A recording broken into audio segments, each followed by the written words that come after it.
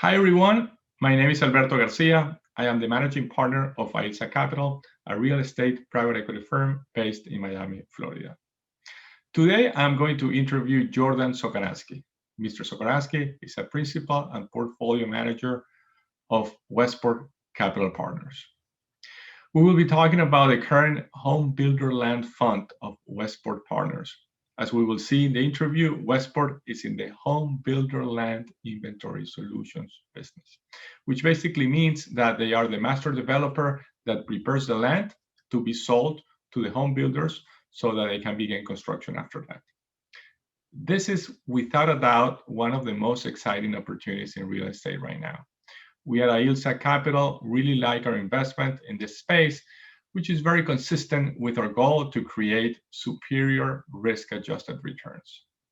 So let me review a few of the reasons why we think investment in land is a smart play right now. Number one, strong housing fundamentals. There is a supply-demand housing imbalance that was present even before COVID, and that has worsened after COVID. As a result, home builders need to keep building in order to accommodate demand. This is something that we see in the media on a daily basis. At less than 1 million units, the inventory of housing for sale is at the lowest level in 40 years. The fundamentals are even stronger in the Sunbelt region of the US, and even more so in entry-level houses, which are houses that cost between $300,000 and $400,000, depending on the area. Number two, lot supply is also very low. This is something that we will review in the interview, and that does not make headlines in the media, but all the excess land that existed after the credit crisis of 10 years ago has been developed, and we now also have a historical level of lot inventory, in addition to the low levels of inventory of housing for sale. Number three, there's not a lot of capital chasing land. And this is because of several reasons, but one of the main ones is the change of sentiment of trying to avoid having large amounts of land in inventory by the home builders. We will review that in the interview. Number four, we also like this investment because of the non-speculative approach. This means that before purchasing the land, the master developer has a period of approximately 9 months to gain visibility from the home builders. This significantly reduces the risk of the investment. Finally, number five, the sector has downside protection and low volatility in the sense that carrying cost of land is very low. If you think about it, it does not have really a cost of insurance or maintenance. We are less subject to the fluctuations of the housing market. So before we proceed, I would like to read several disclaimers about this video in order to comply with the policies of Westport Capital Partners. Number one, the views expressed herein are only intended for informational purposes. The information contained herein is accurate as of the date of this presentation. This video is not intended as an offer or solicitation for the purchase or sale of any financial instrument and should not be used as the basis for any investment decision. Number three, this video contains opinions and estimates of Westport and its personnel that constitute their judgment as of the date of this video and are subject to change. And number four, there can be no assurance that Westport will achieve any of the goals identified herein or make any of the types of investments discussed herein, and there is no guarantee against losses resulting from such investments. Here is the interview. I hope you enjoy it. Hi, Jordan. Good afternoon. How are you doing? Doing well, Alberto. Good to see you. Yeah, thank you very much for being with us. My pleasure. Jordan, I would like to begin by asking you about the strategy, the general strategy. Why do you think that buying land is an attractive investment idea at this point? Sure. So let me give a little context. Westport is a real estate investment manager. We invest, broadly across the real estate space. And really, when we start, we've always invested in land. So we touch many asset classes. But I would say that about 2 years ago, when we started this specific strategy again, we felt that most real estate was kind of priced to perfection and land was kind of mispriced. It had been underinvested in recent years. Institutional capital had kind of shied away from land since the credit crisis. And what we had noticed in really nationally is we were undersupplied in housing relative to population growth, household formation, and particularly in high growth markets like markets across the Sun Belt. Florida in particular, has been a strong population and job growth market for the last 10 years. But when you look at really what's happened in land since the credit crisis, we just have been underinvested. So demand recovered, supply did not come back. And we had noticed that very large tracts of land that could accommodate, let's say, multiple years worth of inventory for multiple builders were trading at deep discounts to really their fair value. And so we found that very appealing. And candidly, through COVID, and that story has only accelerated. There's just been a very strong demand for housing, and many markets have a very clear supply-demand imbalance to capitalize on. Okay. Well, thank you.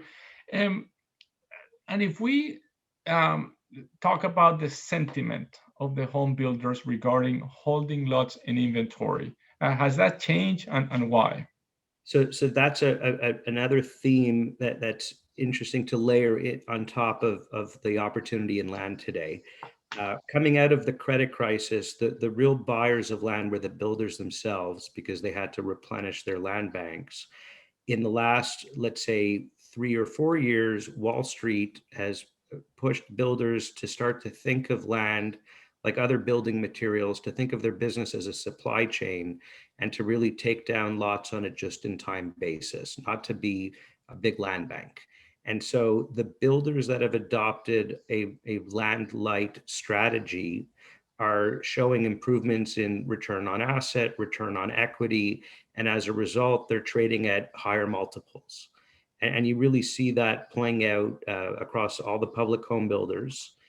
But at the same time, a builder needs a sustainable source of lot supply.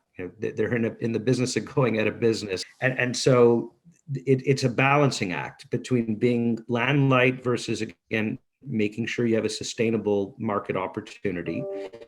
And what we have noticed is the builders are willing to hold today roughly 2 years worth of inventory on balance sheet at any point in time.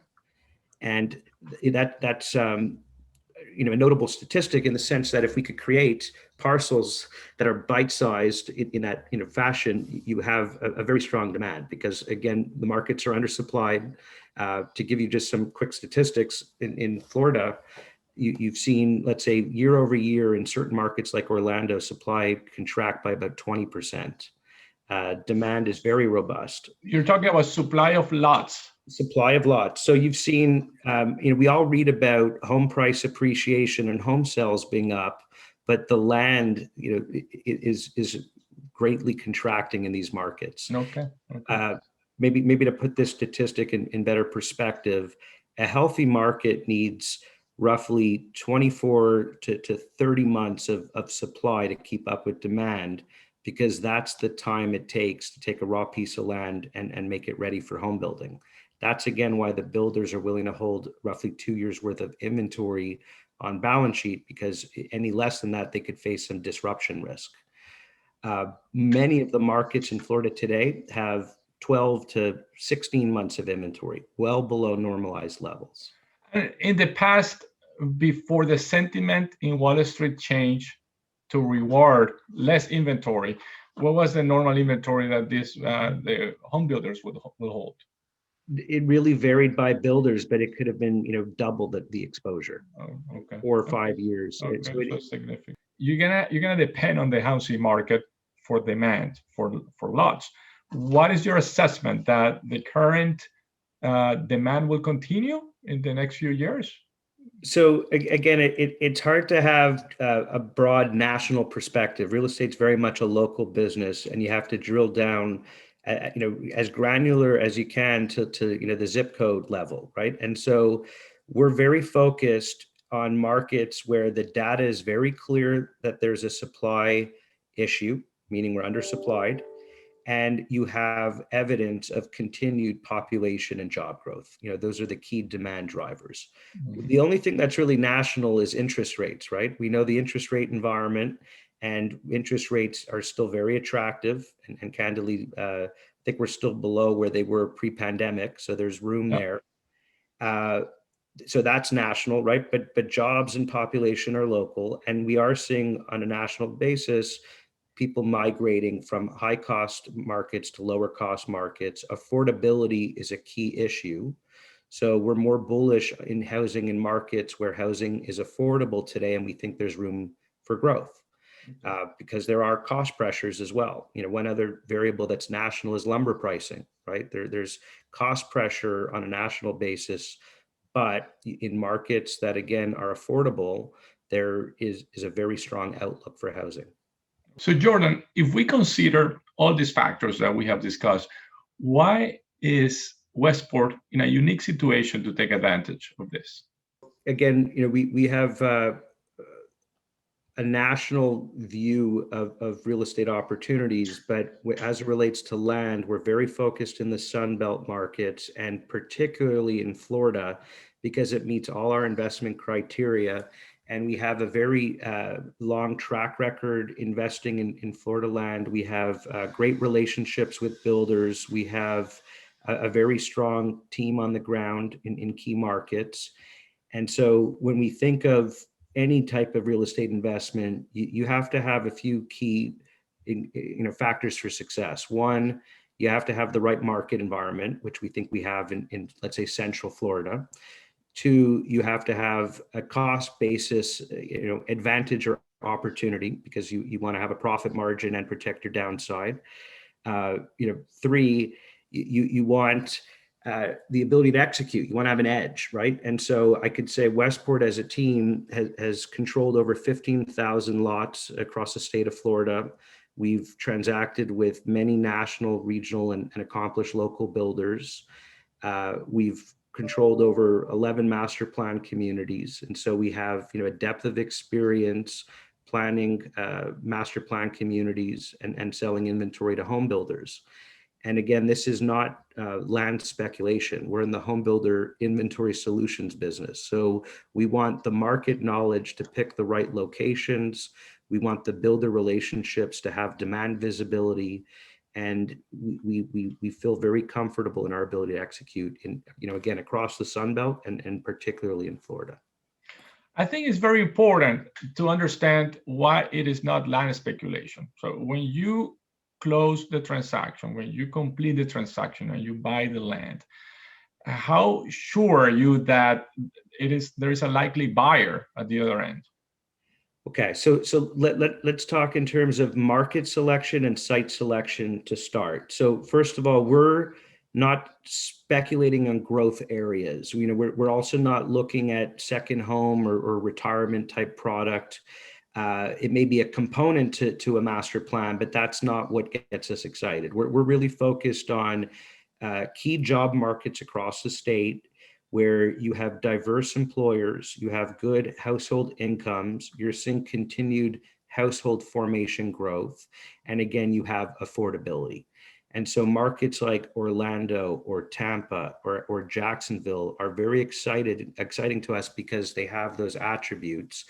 And we target areas where the home prices are between $200,000 and $400,000, and the average household incomes are approximately $60,000 and above. And so you can make a case for home ownership in these areas. You have a qualified buyer, and those markets have proven over the last 20 years to be resilient through periods of dislocation and to always have a very healthy long-term growth profile. But have you had conversations at the time of the transaction? Have you already had conversations with home builders, so that you understand if they're going to want? Yes.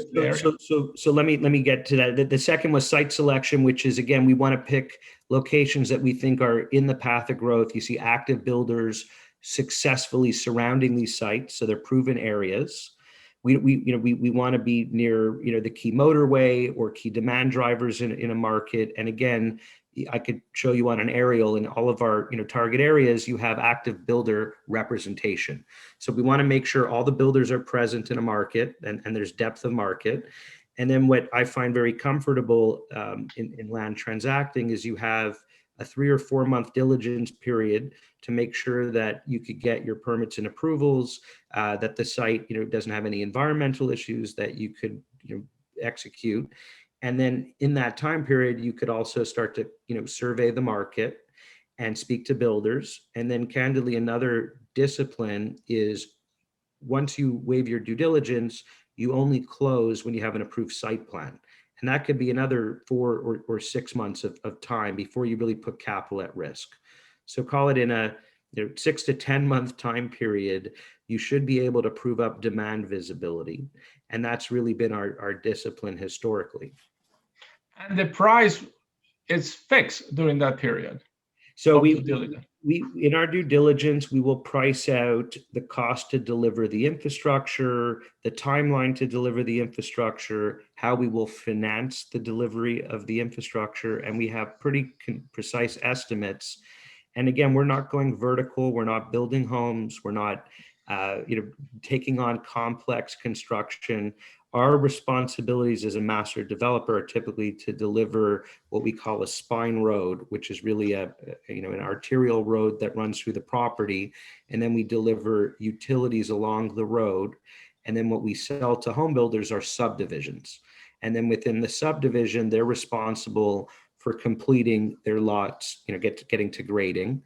And we're aware of all of those costs because we need it to price the inventory. So we take into account the entire cost to complete the infrastructure. And then the way we optimize is to lay off a lot of those requirements to the builders, meaning they complete their interior subdivision work. And then how do you decide at what price you would be selling the lots? Does that depend on the expected value of the house that will go on top of that? Yes. So let's triangulate pricing with the comment I just made in terms of scope of responsibility on infrastructure delivery. So a home in let's say Orlando could have a value of $300,000. Typically, a builder will pay 20 to 30% of the home value for what we call a finished lot, a lot where really you're permit ready to build a home. So that would be a $60,000 to $90,000 lot value.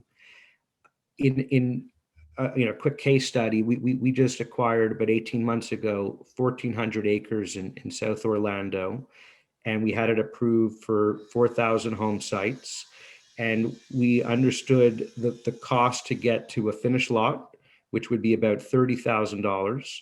And we also understood the cost to get to just the road work completed, which is, again, as the master developer, typically the obligation you want to retain and cut off any further obligation. And so the cost to do that was about $10,000 a lot. And so we bought our inventory raw for about $11,000 a lot. So just the raw land was $11,000 a lot.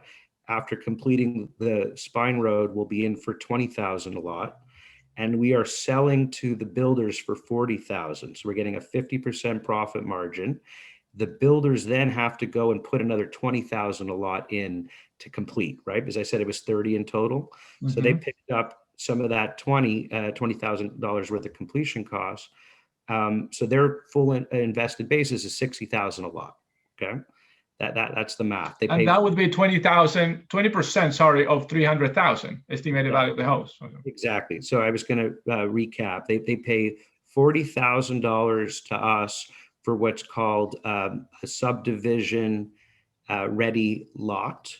And then to get to a finished lot, they have to put another $20,000. So they'll be at 60 versus a $300,000 home price. We could have just the same done all of the completion work, been in for, let's say, $30,000 a lot to sell for them to 60, but we like pushing that obligation onto the builders. Okay. And could we also talk about the financing? How do you finance all the work you have to do on the land? Okay, this is not something that we could do in every state, but Florida in particular has a very strong municipal bond finance program for land. And so it's called Community Development District Financing. And many people in the state of Florida that live in a master plan community don't realize they live in a community development district. But if they looked at their property tax bill, they would see that in the non-ad valorem portion of their property taxes, they're actually paying debt service on bonds, and those bonds were used to finance the roads and the infrastructure in those communities. And so we utilize that program for our Florida land investments. And what it entails is, as a private developer, you could form what's called a tax district. You sell the land that would sit underneath the road and the infrastructure into this tax district. The tax district then issues tax exempt bonds. The bond proceeds are used to fund the delivery of the improvements. And then the district assesses the landowner thereafter for the right to use the roads and what have you. And the way the assessments are collected is through the payment of property taxes. And so it's a very efficient scheme for a master developer, because we get the value of let's say the bond proceeds. We get to sell finished lot inventory, but we as the developer don't have the repayment obligation. It runs with the land. And the equity required is just the initial equity to buy the land. That's it. So typically our peak equity, and I say typically, is what we pay for the land. And then the goal is to put as much of the master infrastructure through the district as possible, and to lay off the lot completion cost to the builders themselves. Okay, well, yeah, that is a very, very attractive way of financing, no doubt. Now, Jordan, if we talk about the properties in the master plan, the properties that will be included in the master plan, do you get to decide how much multifamily or what's the proportion of single families that you will have in the master plan? And is one more profitable than the other? Would you rather have more of one thing than the other? Great question. So let me emphasize that, and I should have said this at the onset, where we're playing in land is in the very large sites that again accommodate inventory for multiple builders over many years. And when you're trying to get a site plan with that amount of residential inventory approved, typically a county will make you include in your plan some commercial entitlements and some multifamily entitlements. So, when you're buying over 1,000 acres and you're going to have 3,000 home sites, you're going to have a complement of other uses on that site plan.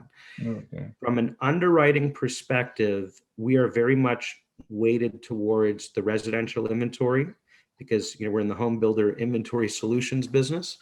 But what's interesting, in using the recent acquisition as an example, in the 1,400 acres we bought in Orlando, we ended up with 4,000 approved home sites, about 1,000 apartments, and 2 million square feet of commercial space. I could tell you, we don't ever see using 2 million square feet of commercial. We did not underwrite, those entitlements. They'll be worth something, but that'll be some, found money. The multifamily we do see value in, but the way we program it is after we deliver a few thousand homes, someone will want to live in an apartment building nearby. These are suburban areas, and we need to build out to a level of density before the commercial will be of value. So for this particular fund, you'll see less of an emphasis on multi and commercial, and the lion's share of our, let's say, capital at risk and returns coming from the residential inventory. Excellent. As when you think about construction, you always try to mitigate the risk of too much cost. You budget certain costs and you have more costs. Do you normally have a lot of cost over budget? Only if you don't do your homework up front. So again, I like the discipline imposed on a long transaction timeline. If there was any environmental issues, we could study them closely. if there's a risk to pulling a permit, we need to understand the risk. If we're not comfortable, we won't proceed with the investment. Where you could get hurt with time and cost is if you didn't pin down those variables. It took you an extra year to get a permit, right? Or you had a big environmental cleanup, and there's unknowns when you have to dig into the ground. So I could tell you that we avoid those type of land sites. We're looking for clean sites where we could, within a reasonable period of time, be builder ready. So we identify that up front. And then to your point on the infrastructure costs, we know how much road work needs to be delivered. This is done, with many qualified contractors and engineers across the state. We get to a gross maximum price contract for the work, and we do all our costing before we close, so we really know our numbers. How about the timing? So you buy day one, and do you sell it in pieces as you go along, or how does that work? Yeah, so like I said at the onset, what we find to be the sweet spot of demand is to break up a large site and create sites that have roughly 2 years worth of inventory to a particular builder. And then we see, again, you could sell that to the builders and they have, a great demand for them. So these are all sites that are subdivided. And the typical timeline is we close with visibility such that within the first, let's say 36 months, we have builder takedowns, we call them takedowns, installment payments that would retire a significant portion of our capital at risk. So we look for that type of visibility before we close. We want to make sure that there's that type of path to recovery.